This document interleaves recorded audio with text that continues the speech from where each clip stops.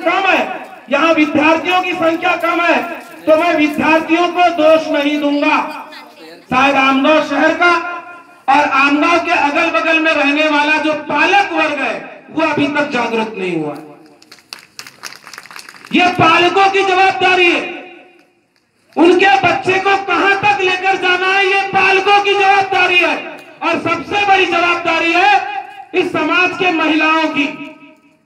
शिवनेरी के किले में जब शिवाजी महाराज पालने में हुआ करते थे, जब जीजा माता अपने पुत्र शिवाजी को पालने में झुलाती थी, तो पालने की रस्सी अपने हाथ में पकड़कर उस रस्सी को खींचते हुए कहती थी कि शिवा तुला राजा व्हायचा है, शिवा तुला राजा व्हायचा है, शिवा तुला राजा व्हायचा है। क्या हुआ शिवाजी महाराज का? वही शिवाजी जो पालने में अपनी मां के मुंह से सुनता था कि शिवा तुला राजा व्हायचा है, शिवा तुला राजा व्हायचा है, वही शिवाजी छत्रपति वीर शिवाजी महाराज बने। इस बात का ख्याल इस समाज की महिलाओं को रखना है। परिवर्तन चाहते हो? अभी अभी पाऊल दगडे सर ने कहा समाज परिवर्तित झाला पाहिजे। परिवर्तनाची सुरुवात फक्त आई करते, एवढं तुम्ही सर्व महिलांनी लक्षात ठेवलं पाहिजे। लेकिन हमारे समाज में एक कीड़ा लगा हुआ है मोस्ट ऑफ द टाइम, और हमारे समाज की गृहिणियों को कीड़ा लगा है वॉचिंग टेलीविजन। एक बात याद रखना, कुछ लोग मेरे से उम्र में बड़े हैं, कुछ लोग मेरे से उम्र में छोटे हैं, माफी चाहूंगा, लेकिन एक बात याद रखना मेरी माताओं, मेरी बहनों, जिस समाज के पास विजन नहीं होता ना, उस समाज के पास टेलीविजन होता है। टेलीविजन पर स्टूपिड सीरियल्स देखने से आपके घर में शिवाजी महाराज पैदा नहीं होगा। टेलीविजन पे फ्रूटलेस सीरियल्स देखने से आपके घरों में संभाजी महाराज पैदा नहीं होगा। इस बात का ख्याल आपको रखना है। हालत बद से बदतर होते जा रहे। थका हारा पति जब घर में शाम को आता है, अपनी बीवी से कहे कि एक कप चाय बना देना, वो बड़े गुस्से में बोलती है, देख नहीं रहे हो वो संध्या के साथ क्या हो रहा है, आज का एपिसोड बड़ा इंपॉर्टेंट है, एक काम करो खुद ही बना लो, 2 कप बनाना। बच्चा स्कूल से आया, मम्मी कार्टून लगा दो, रुक, आज ना वो ज्योति की चौथी शादी होने वाली है, मुझे टीवी देखना है, कार्टून देखना है, पप्पा को देख लो। ये हाल है। अगर स्पर्धा परीक्षा मार्गदर्शन करना है तो मुझे स्पर्धक दो। मैं आपसे वादा करता हूं कि कुणबी समाज को कलेक्टर्स की फौज में दूंगा, लेकिन मुझे स्पर्धक तो दो।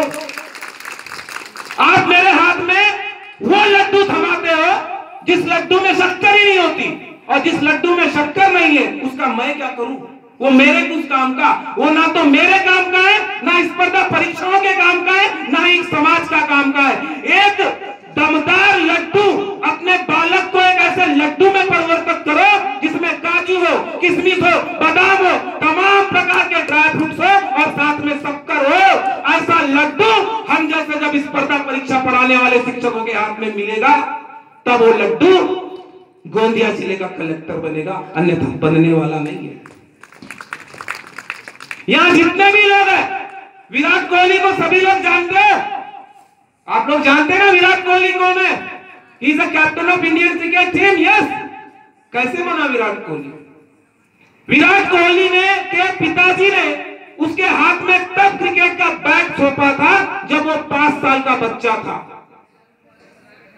विराट कोहली को 5 साल की उम्र में क्रिकेट का बल्ला मिला। क्या हुआ उसका?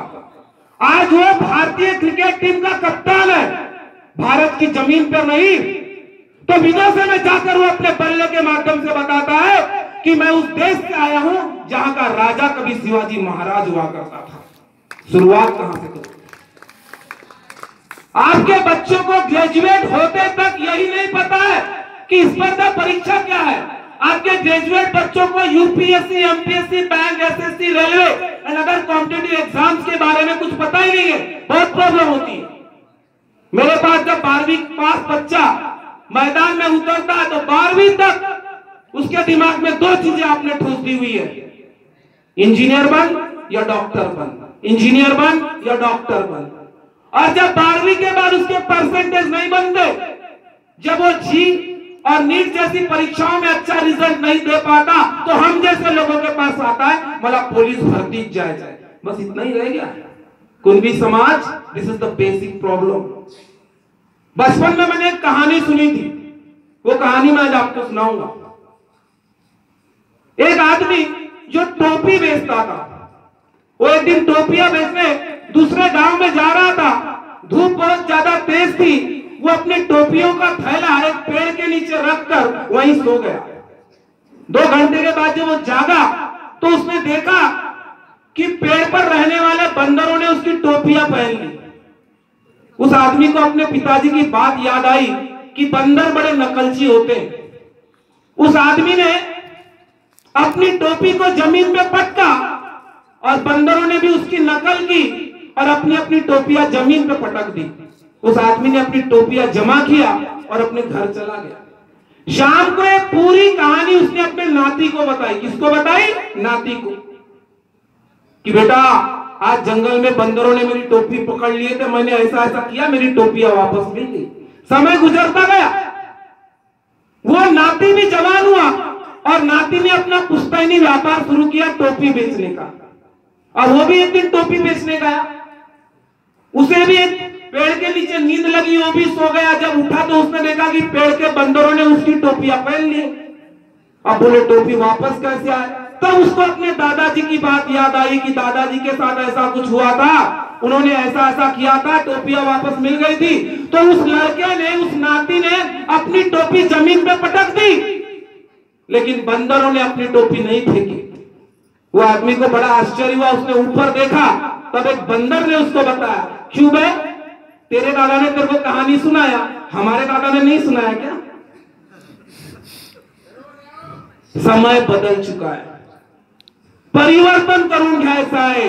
कुणबी समाजाने एकत्र व्हायला पाहिजे। खूप सारे डायलॉग वाचतो मी व्हॉट्सअपवर, फेसबुकवर, मग केव्हा होणार परिवर्तन? बंदर तरी बदलले हो, आम्ही तर कुणबी समाजात जन्मलेले मानव आहो ना, आम्हाला बदलायला पाहिजे। ये जो प्रतियोगिता परीक्षाओं के बारे में आप सोचते हो, आप जब अपने बच्चे को देखते हो कि मेरा बच्चा कलेक्टर बने, मेरा बच्चा तहसीलदार बने, मेरा बच्चा इंस्पेक्टर बने, मेरा बच्चा बैंक ऑफिसर बने, मेरा बच्चा इनकम टैक्स कमिश्नर बने, तो ये सपनों की जो शक्कर है ना, उसके मन में तब से डालो जब जीजा माता ने जिस उम्र में शिवाजी महाराज के अंदर डाली थी, तब आपका बच्चा कलेक्टर बनेगा। उसे लड्डू मत बनाओ, laddu without sugar, this is our responsibility. महिलांची जबाबदारी सगळ्यात मोठी आहे। वारंवार आम्हाला सांगितलं जातं, मैं क्लास में पूछता हूं किसी लड़की से कि बेटा आज तू मेरे क्लास में पढ़ रही है, तू मेरे क्लास में एमपीएससी की पढ़ाई कर रही है, किसकी वजह से?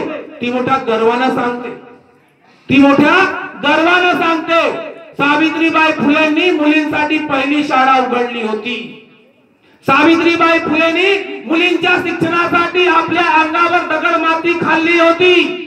सावित्रीबाई फुलेंनी मुलींच्या शिक्षणासाठी आपल्या अंगावर शेण खाल्ला होता। कशासाठी? हळदी कुंकूच्या कार्यक्रमात महिलांनी जास्त संख्येत यावे यासाठी। टीव्हीवर स्टुपिड सिरियस माझ्या महिलांना समजल्या पाहिजे यासाठी। लक्ष्मी नारायणचे पारायणे करावे यासाठी, किंवा आपल्या नवऱ्यांना चांगलं चांगलं खाऊ घालावे यासाठी सावित्रीबाई फुलेने संघर्ष केला होता? नाही, सावित्रीबाई फुलेनी महिलांसाठी यासाठी संघर्ष केला होता जेणेकरून या बहुजन समाजात पुन्हा जिजाऊ निर्माण होईल। सावित्रीबाई फुलेनी यासाठी संघर्ष केला होता जेणेकरून या समाजात पुन्हा एखादी रमाई पैदा होईल, परंतु असं झालं नाही। अभी इन दिनों में जितने भी प्रोग्राम से मुझे बुलाया जाता है, मैं टारगेट करता हूं महिलाओं को, क्योंकि मुझे पता है कि क्रांति की शुरुआत तो किसी महिला से होगी, पुरुष क्रांति नहीं करने वाले। ये जो हुजूम इधर बैठा है, ये अपनी 2 वक्त की रोटी कमाने में बिजी है। ये पुरुष अपने 2 जोड़ी कपड़े आपके परिवार के पालन पोषण में बिजी है, आप कहां बिजी हो? This is the biggest question before the entire Kunbi community and this is your responsibility. आपका बच्चा जब स्कूल जाता है, उसको ये सोच के भेजते हो कि मेरा बच्चा सक्सेसफुल व्यक्ति बनना चाहिए, then what is the definition of success? सफलता का मतलब क्या है? Success doesn't mean the absence of failure. It is the attainment of ultimate objectives. It is winning the war, not only battle. कैसा कलेजा होगा हमारी जीजा माता के पास, जिसने अपने खून से बेटे को युद्ध में भेजा। आप महिलाओं की जवाबदारी है अपने बच्चों को यह समझाना कि बेटा तू जिस स्कूल में जा रहा है, तू जिस विद्यालय में जा रहा है, तू जिस वाचनालय में जा रहा है, वहां ये सोच के मत जा कि तुझे पढ़ाई करना है, वहां ये सोच के जा, उस सोच के साथ जा जिस सोच के साथ शिवाजी महाराज अपने घर से अपने किले से निकलते थे। तू युद्ध पे जा रहा है और तू युद्ध पे जा रहा है और सिर्फ युद्ध पे जाना ही नहीं है तो तुझे युद्ध से जीत कर आना है। इस सोच के साथ जब अपने आने वाली पीढ़ी का निर्माण करोगे तब कलेक्टर रूपी शिवाजी हमारे समाज में पैदा होगा। इस बात का ध्यान रखना। कुणबी समाज, मातीत बीज पेरणारा कुणबी समाज, मिट्टी की छाती को फोड़कर संपूर्ण समाज के लिए 2 वक्त की रोटी पकाने वाला कुणबी समाज कहां है? कुणबी समाज, जिस समाज में मैं पैदा हुआ, कुणबी समाज वो समाज जिसमें मंच पर उपस्थित सभी आदरणीय लोग बैठे हुए हैं। इस समाज की तरक्की क्यों नहीं हुई? क्योंकि कुणबी समाज ने कभी एजुकेशन को इंपॉर्टेंस नहीं दिया। क्या होता है आपकी बेटियों के साथ? मैंने अभी बीच में एक रिपोर्ट तैयार की थी कि कुणबी समाज की जो लड़कियां 10वीं 12वीं में मेरिट में आई उनके साथ क्या हुआ। कुणबी समाज में मेरिट में आने वाली लड़कियां, अभी तो लड़कियां ही मेरिट में आती है, पिछले 10 सालों का मैंने रिकॉर्ड देखा तो अभी मेरिट में कौन आता है? लड़कियां आती है। लड़के मेरिट में आना बंद हो गए लगभग। फिर इन लड़कियों के साथ क्या होता है? इनमें से कितनी लड़कियां कलेक्टर बनती है? इसमें से कितनी लड़कियां तहसीलदार बन रही है? इनमें से कितनी लड़कियां इंस्पेक्टर बन रही है? क्यों नहीं बन रही है? आपको एक बात बता दूं, girls are more efficient than boys, girls are more sincere than boys, girls are more talented than boys. It is scientifically proved. Science बताता है कि लड़कियां लड़कों के तुलना में ज्यादा गुणवत्ता वाली होती है। But where are these girls? ये लड़कियां कहां गई? इथनो को जाऊ, तिथनो को जाऊ, अशीनो को करू, तशीनो को बसू, त्याच्यासोबत कान बोललीस तो कोण होता, त्याच्यासोबत हात का मिळवलीस, और वो लड़की के रिफ्लेक्शन धीरे धीरे धीरे धीरे खत्म। वो लड़की धीरे धीरे खत्म। अरे उस लड़की को भी बनने दो ना शेरनी, उस लड़की को भी बनने दो ना जीजा माता, उस लड़की को भी बनने दो ना सावित्रीबाई फुले, तब समाज का निर्माण होगा। जब तक इस समाज की महिलाएं, जब तक इस समाज की लड़कियां आगे आकर इस समाज की संपूर्ण जवाबदारी अपने हाथ में नहीं लेती, तब तक समाज परिवर्तन इम्पॉसिबल है। इस बात का ख्याल आपको रखना पड़ेगा। मुझे यहाँ स्पर्धा परीक्षा मार्गदर्शन के लिए बुलाया गया था। स्पर्धक कम दिखे तो मैंने थोड़ा सा समाज प्रबोधन कर दिया। लेकिन एक बात मैं आपको बता दूं कि education is a partnership between parents and teachers. ये जो हम शिक्षा देते हैं ना, ये शिक्षा तब तक अधूरी रहेगी जब तक हम जैसे शिक्षक और आप जैसे पालक कंधे से कंधा मिलाकर काम नहीं करते। Education is not passing examination. हमारे समाज में